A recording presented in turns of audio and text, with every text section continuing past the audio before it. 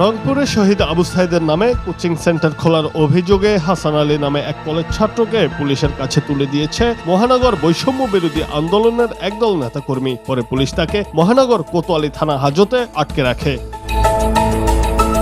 শনিবার রাতে নগরীর শাপলা চত্বর এলাকায় হাসানের বাসায় যান নেতাকর্মীরা। এই সময় তার সঙ্গে নেতাকর্মীদের তর্কাতর্কি হয়। পর্যায়ে নেতাকর্মীরা তাকে পুলিশের কাছে সোপর্দ করেন। এর আগে একটি ভিডিওতে রফিক আহমেদ রাজ নামের একজন ইংরেজি শিক্ষক শহীদ আবু সাইদ কোচিং সেন্টার নামের একটি প্রতিষ্ঠান খোলার ঘোষণা দেন। সামাজিক যোগাযোগ মাধ্যমে মুহূর্তেই ভাইরাল হয়ে যায় সেই ভিডিও। কলেজ ছাত্র হাসান আলীর বিরুদ্ধে অভিযোগ, তিনি ওই কোচিং সেন্টারের ফেসবুক পেজটি খুলে দিয়েছেন। আটক কলেজ ছাত্রের স্ত্রী বলেন, শিক্ষক রফিকের কাছে ইংরেজিতে কথা বলা শিখতেন তার স্বামী। তিনি একটি কোচিং সেন্টার খুলতে চেয়েছেন। ওই কোচিং সেন্টারের নামে তার স্বামীর কাছ থেকে একটি ফেসবুক পেজ খুলে নিয়েছেন তিনি। শারমিনের দাবি, তার স্বামীকে জোর করে থানায় নিয়ে আটকে রাখা হয়েছে, তার কোনো দোষ নেই।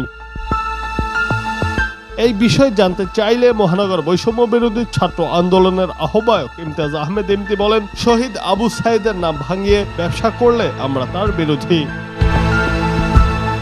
অভিযোগ ছাড়া ওই শিক্ষার্থীকে নিয়ে এসে হাজতে রাখার বিষয়ে জানতে চাইলে কোতোয়ালি থানার ভারপ্রাপ্ত কর্মকর্তা আতাউর রহমান নিরাপত্তার অজুহাত দিয়ে বলেন, উদ্ভট পরিস্থিতি সামাল দিতে তাকে নিয়ে আসা হয়েছে। ছাত্ররা তার বিরুদ্ধে অভিযোগ তুলেছে।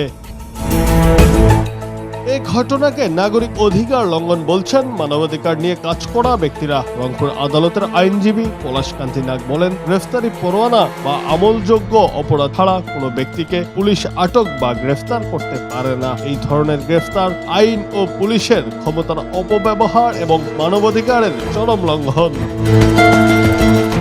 জুনায়েদ আহমেদ, বাংলা টিভি।